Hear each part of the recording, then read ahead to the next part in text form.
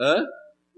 Aí o nosso relacionamento fez com que virasse longo prazo. Eu sou pai de 2, do Mikael, vai fazer 5 anos no próximo mês, e da Ruth, que tem 1 ano e meio. Não, eu não sou de família estrangeira. Eu sou bem brasileiro, paulistano mesmo. A convivência, né? Eu trabalhei na Jocum, em Belo Horizonte, e lá é cheio de holandeses e gente de tudo quanto é canto do mundo. Fiz tradução, interpretação de um monte de coisa lá e todo mundo falava, nossa, mas você tem sotaque? Não sei de onde vem essas coisas. E eu trabalho na ABA, que é a Associação Brasileira Beneficente Aslan, que começou lá na comunidade Boas Novas, que o Fernando estava falando, uma comunidade menonita lá perto do aeroporto. E eu trabalho num centro comunitário que atende crianças em situação de vulnerabilidade, lá no Jardim Sônia, que fica perto da Pedreira, né, ali atrás do Shopping Interlagos. Faço a parte de comunicação da ABA, que é a organização maior que tem vários projetos, né? O centro comunitário onde eu trabalho uma vez por semana só é parte, né, da organização maior, e eu faço a parte de comunicação dessa organização também. Além disso, eu faço estudos, pesquisas, vou começar a dar aula no Seminário Servo de Cristo, que talvez alguns conheçam, e tenho essa vontade e desejo de produzir material acadêmico em estudos bíblicos para edificação da igreja no nível acadêmico, né, de alguma forma. Então eu estudei no Servo de Cristo e estudei também na Universidade Livre de Amsterdã. Fiz meu mestrado em estudos bíblicos por lá, estava falando com o Franco, eu esqueci o Sérgio, né? Eu só lembrei do sobrenome, Franco. Que eu estudei Levítico, rituais, liturgia, sacrifícios e tudo quanto é coisa relacionada ao culto no templo, em inglês. A Holanda é muito amigável para qualquer pessoa que não fale holandês, mas que fale inglês. Praticamente todo mundo lá fala inglês e fala bem, então você não se sente tão deslocado. Apesar de passar 2 anos num país diferente, você se sente deslocado de uma forma ou de outra, né? E o Vila me convidou para estar aqui. Eu conheço o Vila da igreja que eu faço parte, que é o Projeto 242, que ele frequentou por um tempo. E quando ele me apresentou a ementa da escola dominical, eu falei, eu preciso falar sobre o que Jesus fez no templo, porque foi tema de um dos meus trabalhos, de um dos cursos que eu fiz lá no mestrado, e eu tinha bastante material sobre isso. Então, vamos tentar ajudar vocês a entender algumas coisas, complicar outras, e assim a gente vai, tá? Então, eu vou ler... Primeiro, eu vou trabalhar só com Marcos. O motivo por eu ter escolhido Marcos é porque o episódio da figueira em Marcos é muito mais importante do que em Mateus, onde também acontece o episódio da figueira, né? Mas eu acho que em Marcos ele é mais significativo. E ele é muito interessante pensar no que Jesus fez no templo, porque na teologia judaica do primeiro século, o templo está no centro, né, do pensamento judaico. Isso vai permanecer também na igreja primitiva. E o segundo motivo porque o evento, né, de Jesus no templo é tão importante é porque ele foi a base, a justificativa para o seu aprisionamento e crucificação. Então eu escolhi trabalhar com Marcos por causa do episódio da figueira, que é bem significativo. E porque Marcos, logo depois do episódio da figueira, ele tem uma fala de Jesus sobre oração e perdão, que vai nos ajudar bastante a entender o que estava acontecendo por lá. Além, né, só para mencionar por Mateus, Lucas e João rapidinho, né, 2 informações importantes. No caso de Mateus, existem algumas coisas peculiares desse evento, né, de Jesus no templo em Mateus. que é a cura de cegos e mancos, e o grito das crianças falando Hosana ao filho de Davi, e aí vem a justificativa que Jesus dá, que é Salmos 8:2, que fala, né, da boca de pequeninos e de bebês obtivestes louvor. É bem interessante isso aqui, porque realmente caracteriza Jesus e aquilo que ele fez lá dentro do templo como parte da entrada triunfal e da caracterização de Jesus como rei. Algo que vai acontecer também em Lucas, porque no episódio de Lucas, Lucas coloca a lamentação de Jesus sobre Jerusalém logo antes da entrada no templo. Então, de novo, é a relação entre Jesus e Jerusalém como o rei, né, o rei de Israel. E no caso de João, algo bem peculiar lá é que ele cita o chicote de cordas, que não é citado em nenhum dos outros evangelhos, e ele deixa bem explícito algo que estava implícito nos outros evangelhos, porque ele faz menção de que o templo havia virado um mercado. Ele usa a palavra especificamente mercado, então ele deixa bem explícito que isso era um dos problemas que Jesus estava tratando ali. Eu só quero deixar claro que um problema bem sério de João é que ele coloca a entrada de Jesus no templo no começo do ministério de Jesus e não no final. Ele coloca lá no capítulo 2.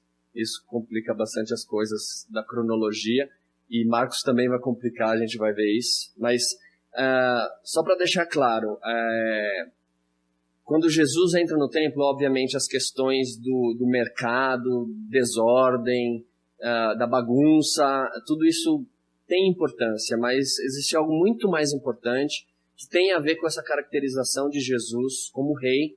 Por isso que eu dei o título dessa aula como o rei entra em seu palácio. Então, Jesus no templo, no Evangelho de Marcos. E eu quero ler com vocês só o versículo 17 de Marcos 11. E se você tem a Bíblia física, aí você vai ganhar vantagem de quem está com celular, porque a gente, em alguns momentos, vai ter que ir para Isaías 56 e para Jeremias 7. E eu vou explicar por quê. Então, Marcos 11, 17. Fala assim: E ele começou a ensinar e dizia a eles: Não está escrito, minha casa? Uma casa de oração deve ser para todos os gentios. Vocês, porém, a transformaram numa caverna de bandidos. A minha versão.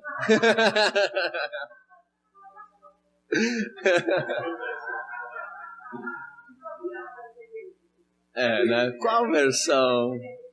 Essa é a minha tradução, é a minha versão. É meio esquisita essa parte da minha casa, uma casa de oração deve ser, mas faz sentido na construção do original, que eu acho melhor. Então, não está escrito minha casa, uma casa de oração deve ser para todos os gentios. Vocês, porém, a transformaram numa caverna de bandidos. Aí, nessa fala de Jesus tem a citação de Isaías 56, 7 e a citação de Jeremias 7, 11, que eu vou ler também na minha versão, tá bom? Isaías 56, 7 diz o seguinte: Eu os trago para a minha montanha santa, eu os faço felizes na minha casa de oração. As ofertas de holocausto e os sacrifícios deles serão agradáveis sobre o meu altar, porque minha casa deve ser chamada casa de oração para todos os povos. E Jeremias 7:11 diz: Esta casa, sobre a qual meu nome é invocado, é um esconderijo de criminosos à vista de vocês? Veja, eu mesmo a enxergo assim também. Oráculo de Yahvé.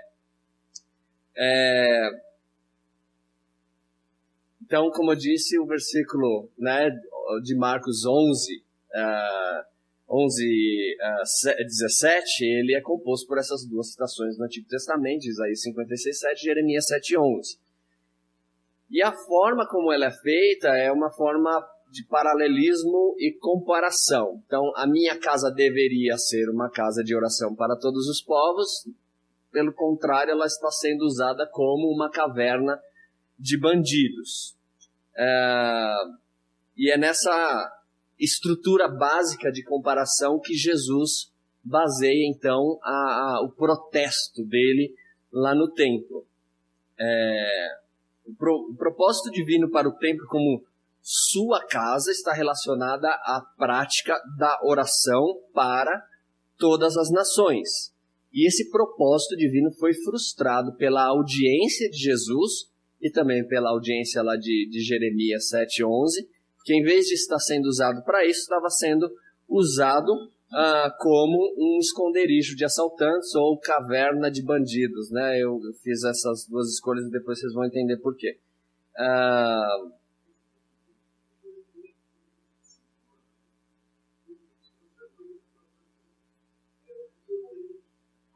Bandidos, você vai ver, sim, no caso de Jeremias eu prefiro a palavra assaltantes, porque tem a ver, como a gente vai ver, com a expropriação de posses de terra, mas no caso de Marcos tem mais a ver, também tem a ver um pouquinho aí com a questão de propriedade de terra, mas tem muito a ver com os aspectos da Revolução Judaica.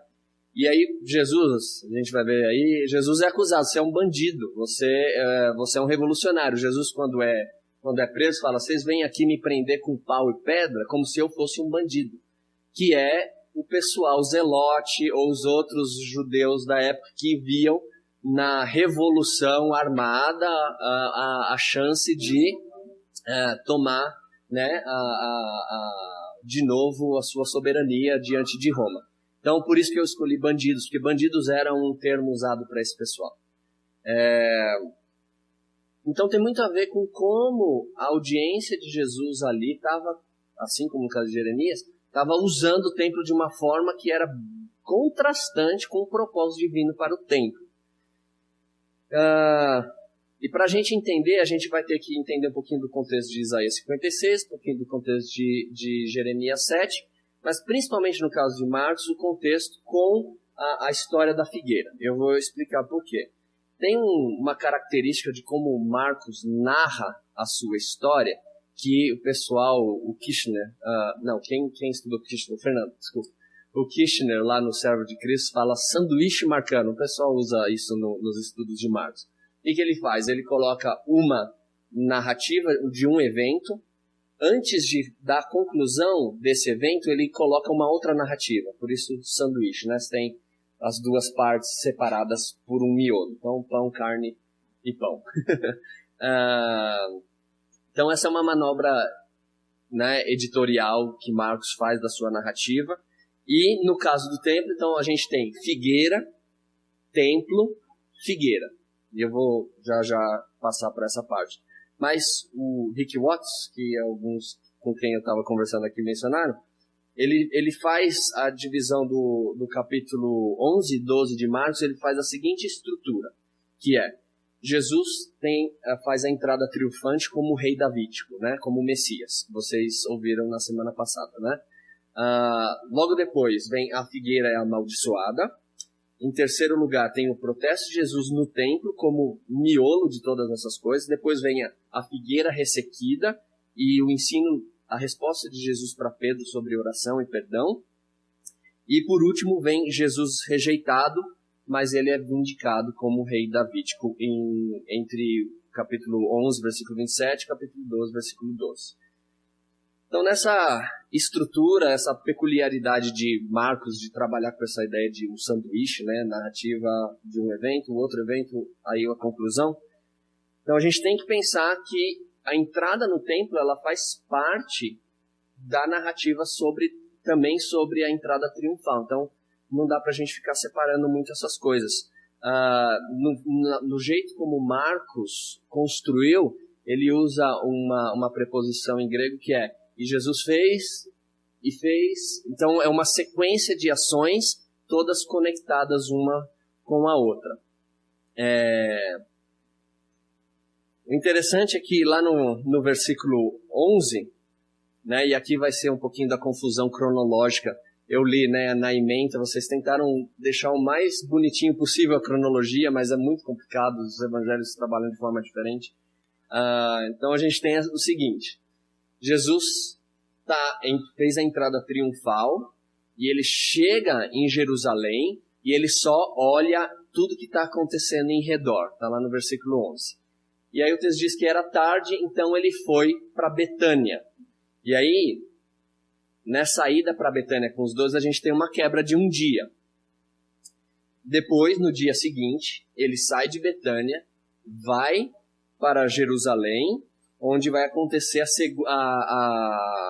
a primeira parte do incidente com a figueira, que são os versículos 12 e 14. Aí ele entra no templo, tem o protesto, né? Ele faz aquilo que ele faz lá dentro do templo, e eles voltam para Betânia. No versículo 19 fala que eles voltam para Betânia. Então tem a quebra de mais um dia. E aí na segunda parte, quando eles estão caminhando, né? No caminho deles de volta para Jerusalém, aí tem a segunda parte do episódio da figueira. Então, na verdade, são 3 dias. O primeiro ele vai para Jerusalém, aí depois ele vai para Betânia, volta para Jerusalém, e então... Não entendi. Sim, é tudo muito, muito perto. Tudo muito perto. Então, e de novo, a gente está trabalhando com memória dos evangelistas a partir de tradição oral. Pode ter um pouquinho dessas variações. Não sei quantos de vocês se incomodam com isso, eu não me incomodo, mas cronologia é um negócio realmente difícil. Quando os últimos dias de Jesus tem uma cronologia bem complicada. Muitos intérpretes realmente usam aquilo que Jesus faz com a figueira para interpretar o que Jesus faz no templo. Do jeito que eu vou fazer, os dois vão meio que interpretar um ao outro.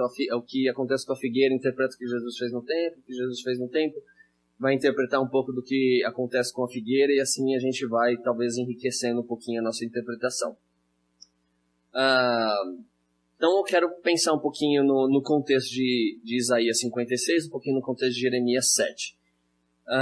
Em Isaías 56, 3, nós temos o lamento de eunucos, e eles fazem... Por que a figueira é importante em Marcos e porque ela aparece tanto em Isaías 56, pelo menos na imagem da árvore, e ela vai aparecer em Jeremias realmente na figura da figueira.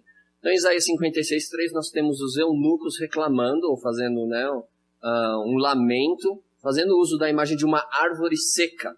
Eles se comparam a uma árvore seca, porque eles são eunucos, então eles não são férteis, então eles não podem ter filhos, então eles não têm herdeiros. Essa é a identidade de alguém sem herdeiros. Isso é muito importante, porque sem herdeiro, pelo menos naquela época, você não tem para quem passar as suas posses de terra, suas propriedades. E eles, portanto, não podiam participar, ou a memória deles não estaria no culto do templo. O culto do templo, na época de Israel, dependia de você ter posse de terra. Por quê? Porque ter posse de terra significa que você faz parte da aliança. Estar na aliança significa que você tem terra, a terra prometida, uma propriedade da terra prometida. Então, para você participar do culto do templo, você tinha que ter posse de terra como uma afirmação de que você faz parte da aliança. Perdeu a terra, meio que a sua cidadania e a sua participação na aliança havia sido comprometida, e aí você não pode participar do culto do templo. Uma coisa, né, bem diferente para a gente, mas era isso que acontecia. Então, os eunucos, sem herdeiro, sem ter com quem passar adiante a propriedade de terra, se preocupam. Eu não vou ter a memória do meu nome na aliança, portanto, não vou ter a memória do meu nome no culto do templo. E isso tem muito a ver também com os estrangeiros, né? Em Isaías 56, 7, os estrangeiros não porque eles não têm herdeiros, mas porque eles simplesmente não têm posse de terra de Israel, portanto eles não fazem parte da aliança, portanto eles não fazem parte do culto no templo. E aí Isaías vem e fala, não, vocês podem sim, vocês vão participar. E a resposta que Isaías dá para os eunucos especificamente é, vocês talvez não vão ter filhos, mas vocês vão ter um memorial no templo, sim, ou seja, o seu nome vai ser sim lembrado no culto do templo. Vocês vão fazer parte... Pois é, os eunucos, alguém realmente com a genitália masculina cortada. Isaías 56 está.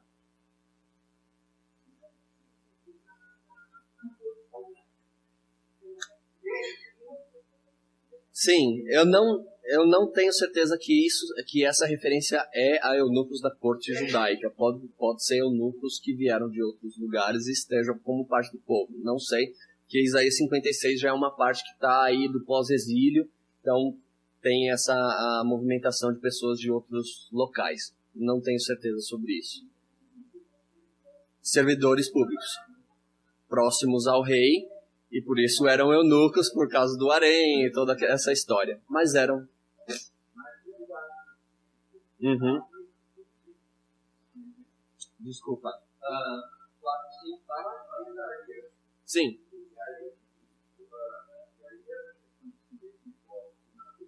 Uhum. Uhum. Sim. Uhum.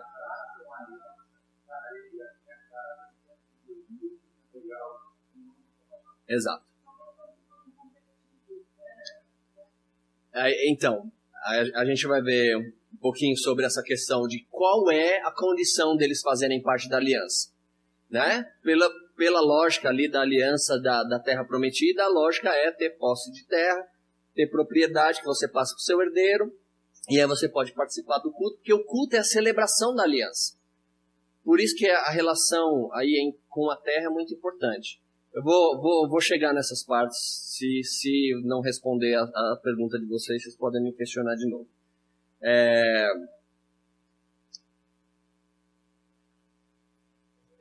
Sim, tudo bem.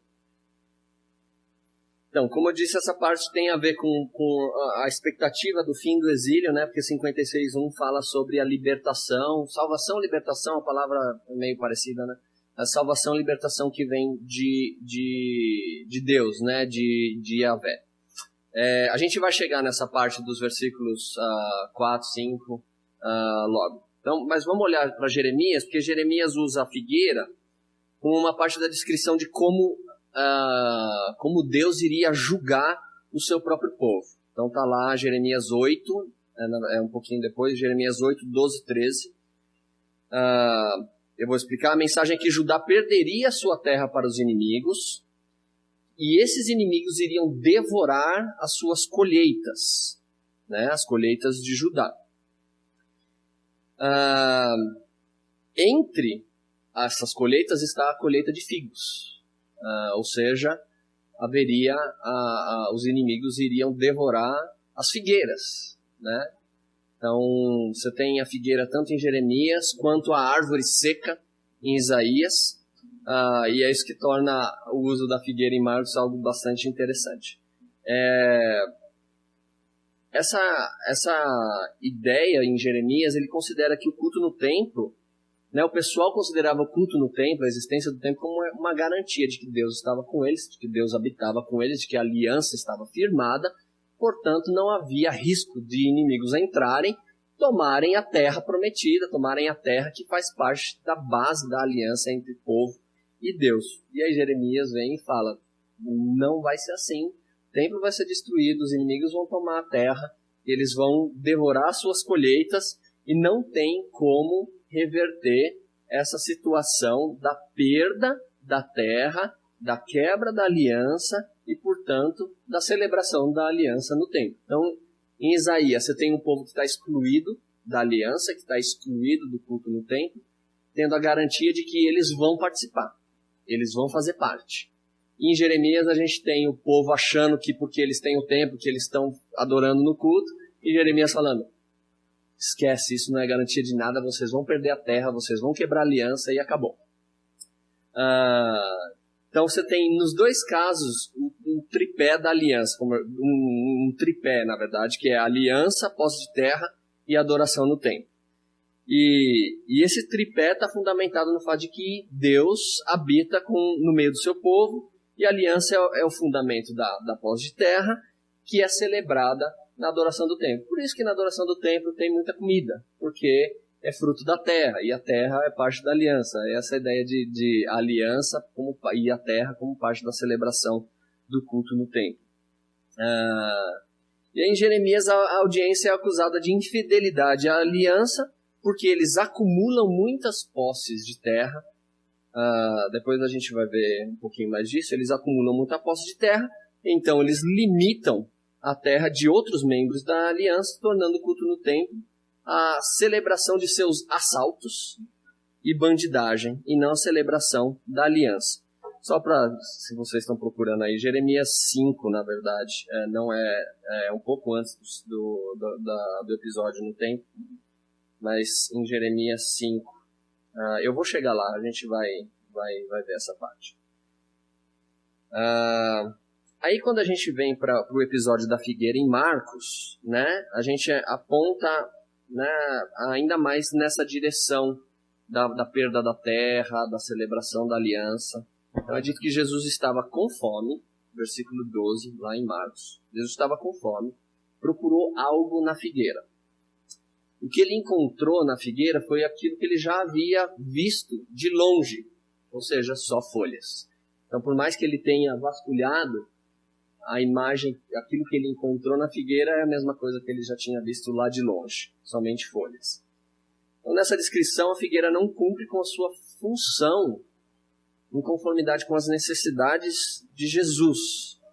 E é por ela ter se tornado inútil, a reação de Jesus foi condená-la, para que de agora até a eternidade, então, ninguém mais coma de seu fruto de novo.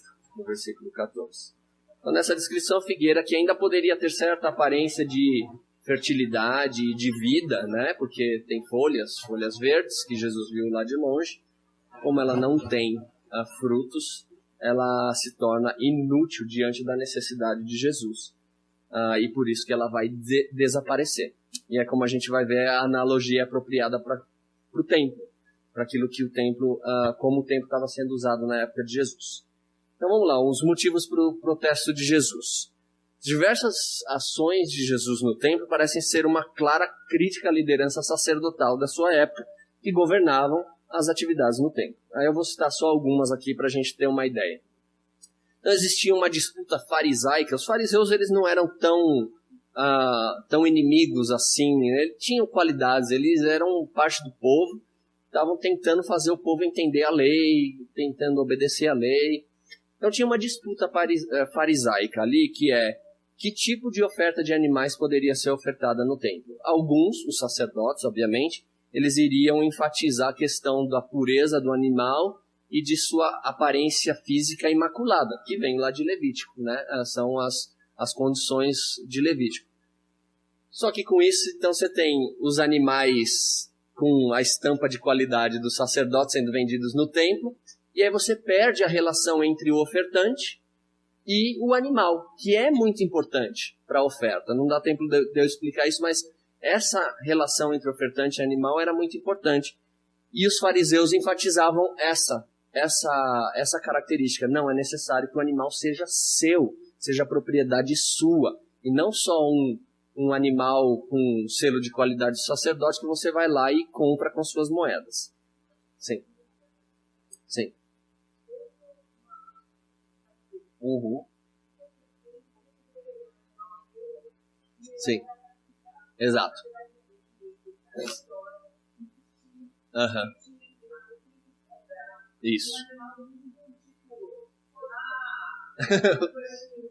Sim. É o Angus da época. Tinha que ser daquela... tinha que ser de uma certa qualidade. Obviamente a gente tem uma questão aqui que o pessoal às vezes vem de fora de Jerusalém, levar um animal, correr o risco. Você cuidou tanto de um animal imaculado, puro, para ser ofertado. Aí na viagem ele machuca o pé, machuca a pata, né? E aí você perdeu todo o esforço, você não vai poder apresentar esse animal porque ele não é imaculado, né? Ele está machucado, então não pode. Então você tem uma razão por trás disso. Só que o significado do sacrifício depende da relação do ofertante com... E aí você vê por que foi tão complicado a centralização do culto em um único lugar, para uma região muito grande. É bem complicado essa parte, mas é essa a tensão. Pessoal, aqui esse é o mercado. Vamos chegar lá, vou citar aqui algumas das implicações comerciais disso. Então, a segunda questão, então, é a introdução do mercado de animais na área do templo. Então, quando você faz isso, você está limitando realmente o sacrifício em si mesmo. Ele tem um significado em si, para dentro de si, e acabou. Em vez de manifestar essa relação entre o ofertante e o animal, e como o animal representa o ofertante diante de Deus. E pior ainda, com essa introdução do mercado, aumentou a necessidade de cambistas, né? Pessoal que ia trocar as moedas para que pudesse fazer as compras adequadamente, porque no templo podia ter só certos tipos de moeda. Uma confusão bastante grande, né? De novo. Uhum. Sim, sim. E aí tem uma questão que provavelmente Herodes, um pouquinho antes do protesto de Jesus, numa reforma que ele fez no templo, ele introduziu que ele estava em disputa com o Sinédrio, inclusive com Caifás, que prende Jesus. E aí ele faz uma coisa bem sacana aí, que ele pega e põe esse mercado no lugar onde o Sinédrio se reunia. É uma disputa política, teológica bem complexa, bem complicada. Mas então, tem a introdução do mercado e aí a necessidade ainda maior de cambistas. Aí a terceira questão, e aí entra essa questão financeira, que é o seguinte. Obviamente, quanto mais dinheiro rolando ali, o templo ele era central na sociedade e ele até, inclusive, funcionava como banco. Dinheiro entrava, faziam-se empréstimos com o dinheiro do templo, e alguns desses empréstimos tinham a ver com a posse de terra. O pessoal não tem como manter a sua propriedade, pede empréstimo no templo, e depois não tem dinheiro para pagar, o pessoal do templo tira a terra dele. Só que aí tirou a terra dele, ele não pode mais participar do culto do templo, ele não faz mais parte da aliança. E quanto mais dinheiro tem no templo, mais esse ciclo se desenvolve. Tem algumas histórias que eu quero só citar rapidinho, para mostrar como o pessoal, a elite sacerdotal de Judá era meio gananciosa e até violenta. Então você tem um exemplo que um outro judeu, ele acusa que o ouro que cobre a parte interna do templo, ela é resultado da extorsão de dinheiro que os sacerdotes praticavam. E um outro exemplo aí de José, que é historiador judeu, talvez alguns conhecem, falando que em um certo momento, um sacerdote mais de elite, ele tira à força o dízimo que era propriedade de um sacerdote de um status um pouco mais baixo. Então você tem toda essa bagunça econômica, política e teológica rolando aí. E aí, não é à toa que no Talmud babilônico a gente tem uma caracterização dos sacerdotes que é o seguinte: parta daqui, filhos de Eli, pois eles corromperam o templo do Senhor. Isso é depois da destruição. O cara está falando, é isso mesmo, tira esse pessoal daqui porque eles só corromperam o templo do Senhor. Então, toda essa informação histórica, combinada com o uso que Marcos faz, né, dos textos de Isaías 56 e de Jeremias 7, a gente tem que trabalhar com a ideia de teologia da aliança, né, em Marcos. E tentar entender qual é o verdadeiro valor do culto, né, e da adoração no templo.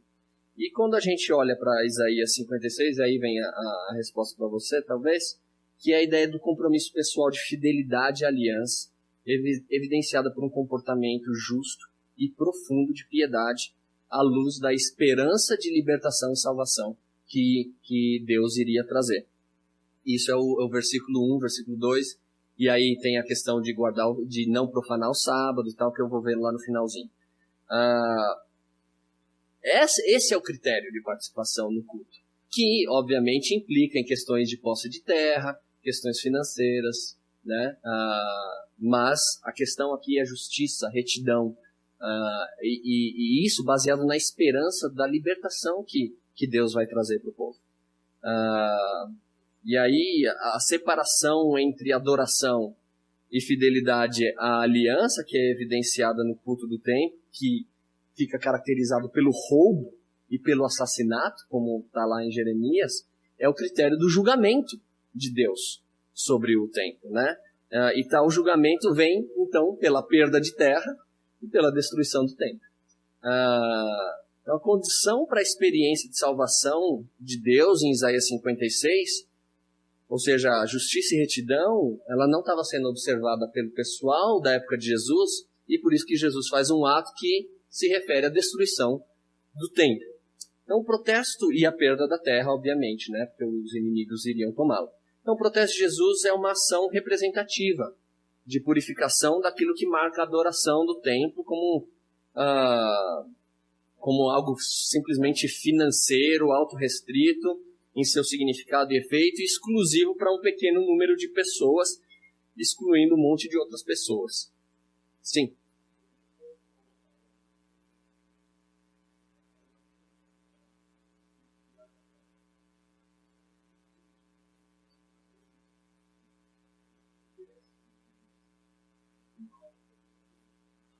Sim. A ave também era parte da criação da pessoa. Uhum.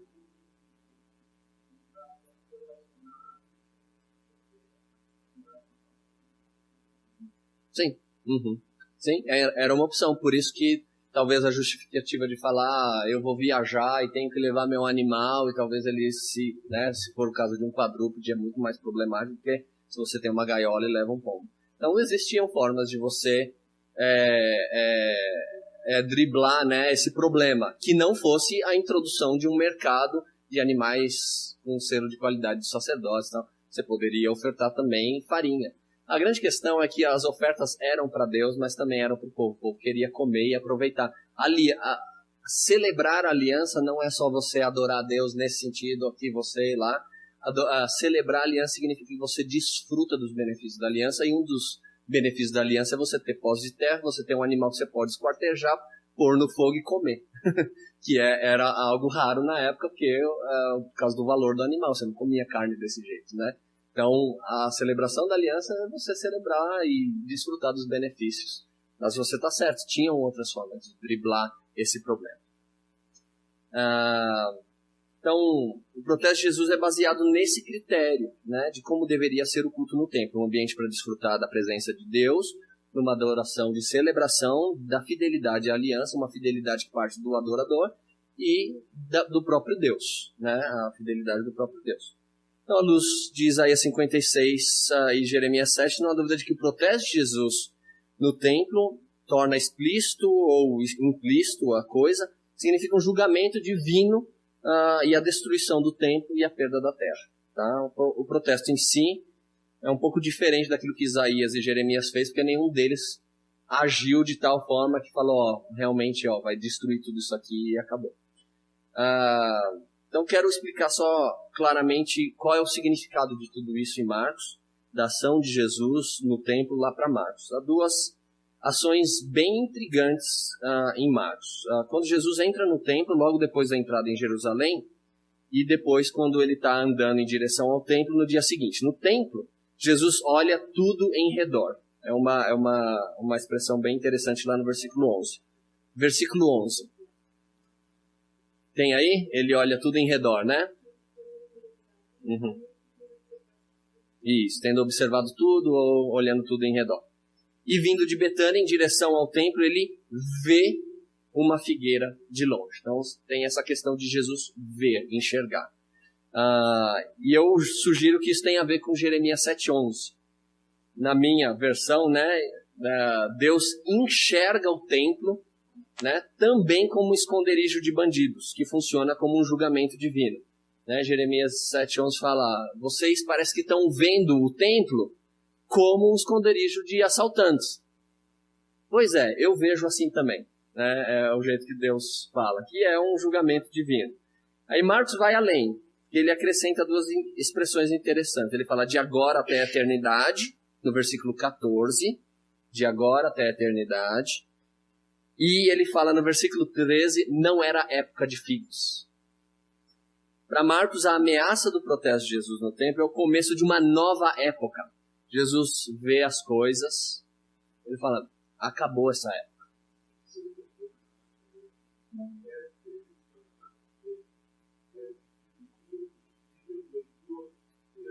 Sim. Sim. Exatamente.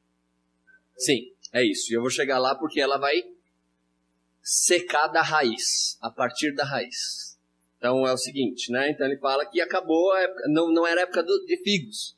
Vai começar uma nova época. O templo não mais seria o meio para celebrar a aliança com Deus, num ambiente que povo e Deus habitam juntos. A época, o Kairos, o tempo, né, do templo, acabou. Se é assim com relação ao templo, deve ser também assim com relação à terra, ao local geográfico de Israel. Para Marcos, esses 2 pontos da aliança, eles eram importantes, mas eles somente eram essenciais para aquilo que eles representavam e o que cada um deles tornou possível para o povo. A presença de Deus com o seu povo. É isso que representava a terra e o templo. Mas agora existe uma outra possibilidade disso acontecer. Então, qual vai ser essa possibilidade? Que nova época é essa que começou? A resposta está nos versículos 22 e 25 de Marcos 11. Fala, Jesus responde ao comentário de Pedro sobre como a figueira havia secado desde a raiz. Pedro fica, né, surpreso e fala, a figueira secou desde a raiz. E aí Jesus responde o seguinte, eu vou falar num grego bem ruim aqui, errete pistes teu, no versículo 22. Por causa daquilo que o templo representava e o contexto da citação combinada, né, de Isaías 56, de Jeremias 7, eu acredito muito que o significado dessa expressão, dessa resposta de Jesus, errete pistes teu, é permaneça na fidelidade de Deus.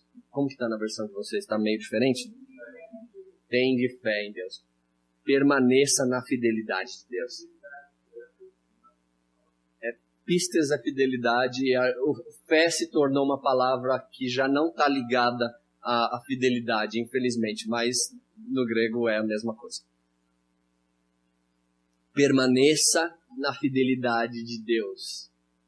O templo vai ser destruído, porque a figueira secou. Permaneça na fidelidade de Deus. E aí Pedro, como bom judeu, poderia perguntar, como que eu vou permanecer na fidelidade de Deus se eu não posso fazer parte do culto no templo? Não é? E aí a gente vai entender um pouquinho isso.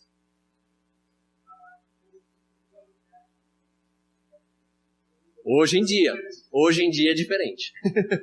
Eu também acho que hoje em dia a palavra fé tomou outras conotações, né? Significa uma apreensão cognitiva de alguma crença, né, e tal. E aí, no meio da resposta que Jesus dá para Pedro, ele fala o seguinte, fala sobre uma montanha que seria lançada ao mar.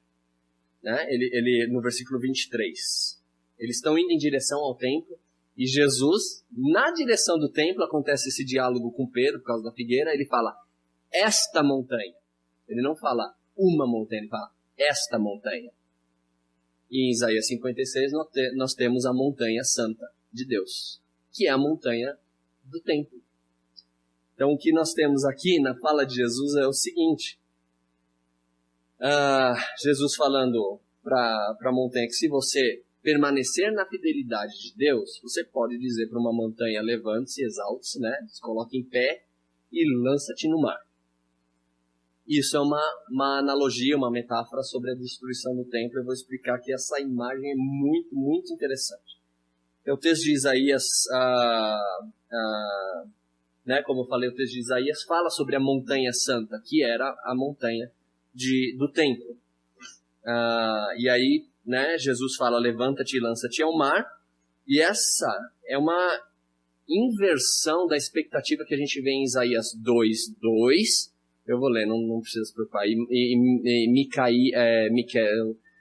Miqueias, por causa do inglês, Micaías 4:1, que fala sobre a montanha do templo sendo elevada e exaltada acima de todas as outras, como uma imagem para falar que nós iremos estar aqui em cima e os outros povos vão estar aqui embaixo. E aí Jesus vem falar, a montanha realmente vai se levantar, ela vai se exaltar, mas é para ser lançada no mar. E porque Em Salmos 46, eu vou ler aqui para vocês, fala assim, Salmo 46 diz: Deus é o nosso refúgio e nossa força, sempre pronto a nos socorrer em tempos de aflição. Portanto, não temeremos quando vierem terremotos e montes desabarem no mar, que o oceano estrondeie e espumeja, que os montes estremeçam, enquanto as águas se elevam. Deus habita nessa cidade e ela não será destruída desde o amanhecer. Deus a protegerá.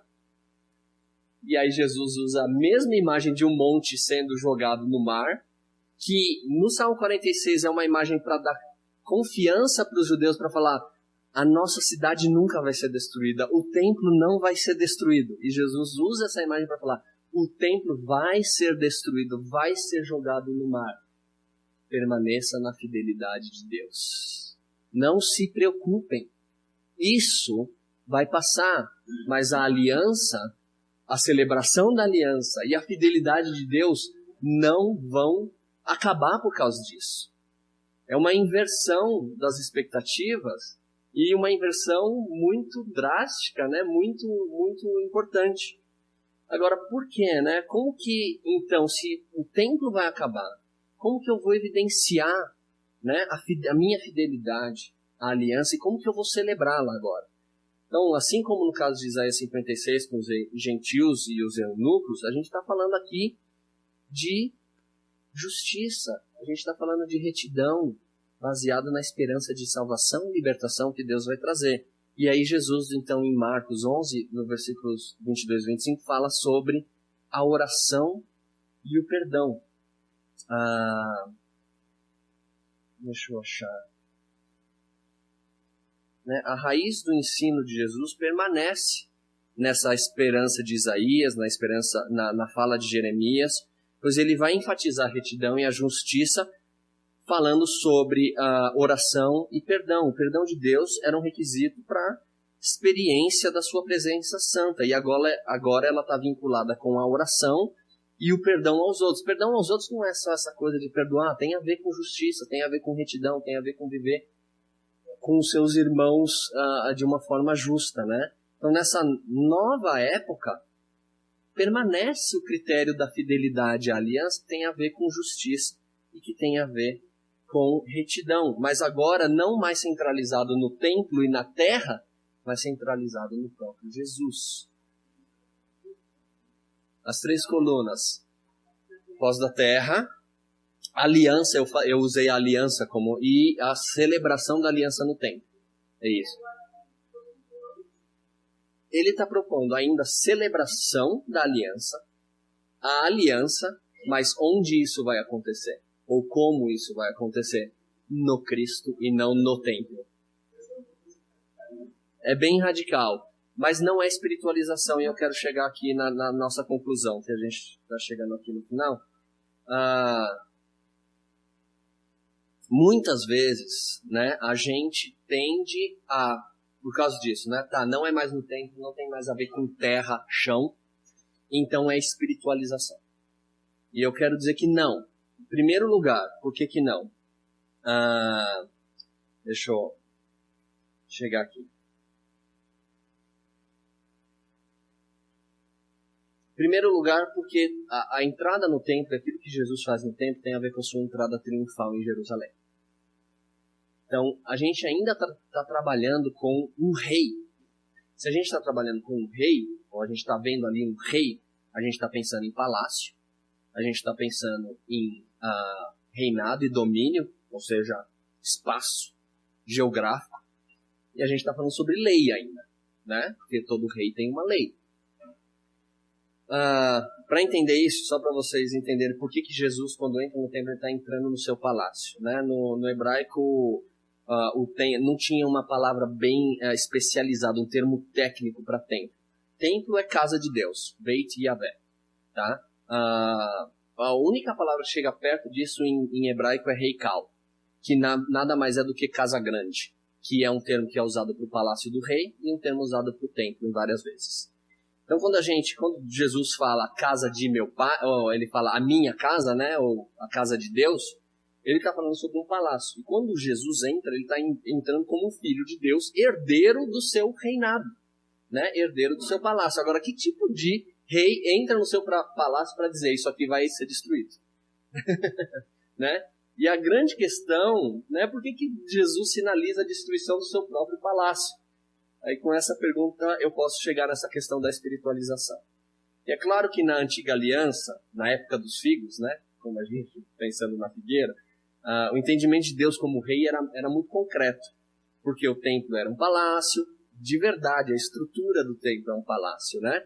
A terra é o seu reinado, a terra de Israel é o reinado de Deus, e a lei é a sua legislação. Mas, apesar disso tudo ser bem concreto, na nova época de Jesus, em que Jesus é o templo, né, o aspecto concreto e material da coisa não desaparece. Em primeiro lugar, porque Jesus entra, né, em Jerusalém como rei, então no templo como herdeiro do reinado de Yahvé, e aí a gente tem toda essa questão da relação entre retidão e justiça como critérios da celebração da aliança em Jesus, assim como era no caso de Isaías 56 e assim como era no caso de Jeremias 7. Né? A gente tem em Isaías 56 expressões como guardar a justiça, agir em retidão. Aí em Jeremias 7, versículos 5 e 6 fala sobre praticar a justiça, fala sobre como a prática da justiça vai contra a opressão ao estrangeiro, ao órfão e à viúva. E a celebração da aliança e esse comportamento ético, eles não são separados em Isaías 56 e em Jeremias 7, e também não são separados na nova época de Jesus. A gente tem, né, a questão permanece a mesma. A grande questão aí é que tomou uma dimensão maior. Quando existe a destruição do templo e tudo aquilo que o templo significava agora está na pessoa de Jesus, tudo aquilo que o templo significava agora ganha um âmbito mais universal. Todos os povos, todo o cosmo. Jesus não reina mais a partir do templo. Jesus reina agora a partir da sua posição à direita de Deus, exaltado. E por meio do seu corpo, que é a igreja, que não fica limitada num único local, mas se espalha por toda a terra.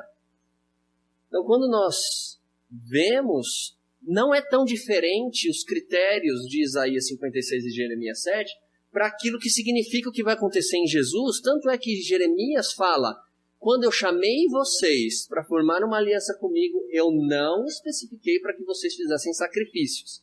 Que é uma coisa muito maluca, porque quando a gente lê a história, você vê que Êxodo tem um monte de legislação sobre sacrifícios. Mas ele fala, o critério era, ouçam a minha voz e andem pelo caminho que eu ordeno. Então você vê que a antiga época e a nova época possuem critérios iguais.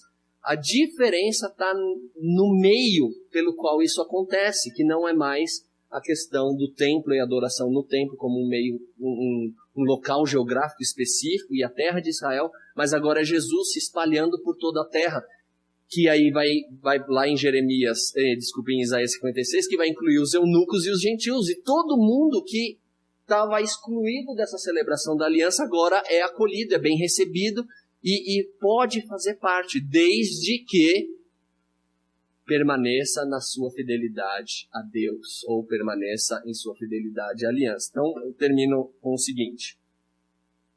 Para mim, o que Marcos está falando é o seguinte, que Jesus é o rei, e que ele então se torna o centro da celebração da aliança, não mais o templo. E esse é o grande ponto. Não é que o templo não era um meio legítimo de celebração da aliança, mas que isso deveria dar lugar para algo maior. Não é isso que a gente aprende, né, de Mateus, que há algo maior do que o templo está aqui, né, que é Jesus. As implicações disso são as seguintes. Há uma noção mais universal da aliança e de como ela deveria ser celebrada. Existe a inclusão de gentios, eunucos ou qualquer outra pessoa que fosse excluída anteriormente na celebração da aliança, pois Jesus não reina a partir do templo. E a preservação da aliança acontece a partir da justiça e da retidão, na vida e na adoração. Essas duas coisas devem andar juntas, elas não são separadas. Na vida e na adoração de seu povo, que não está limitado mais à observância da lei, mas que está relacionado a seguir o mesmo exemplo de Jesus Cristo. Você permanece, mas o meio é diferente. Jesus chegou lá e agora Jesus é o centro dessa aliança, da celebração e dos critérios de retidão e de justiça. É isso.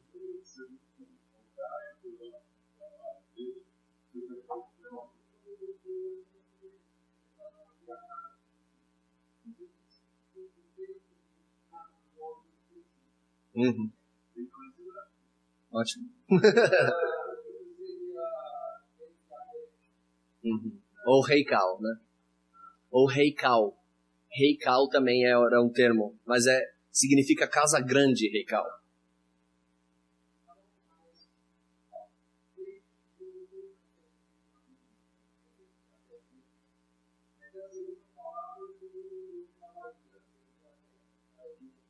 Beit Adonai. Uhum.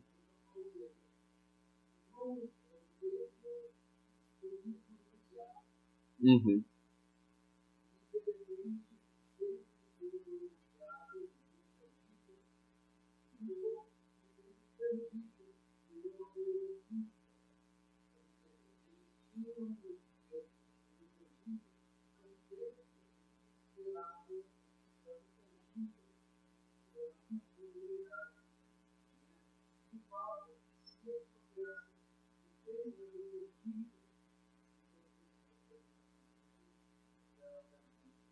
Uhum.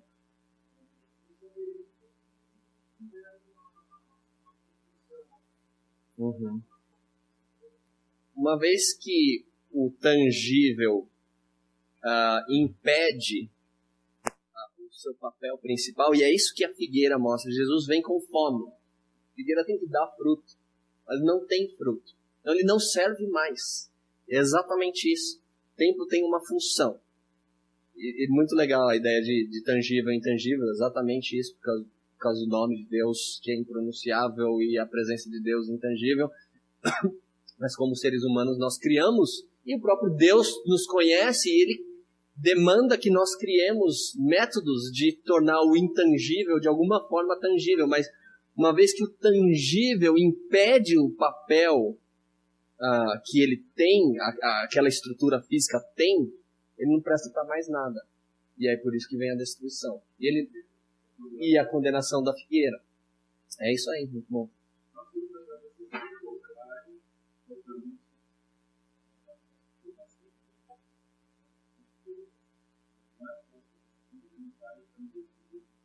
Uhum. Uhum. Uhum. Sim. Uhum. Uhum. Legal. Ótimo. Uhum. Uhum. Amém. Obrigado. Ótimo. Obrigado, gente.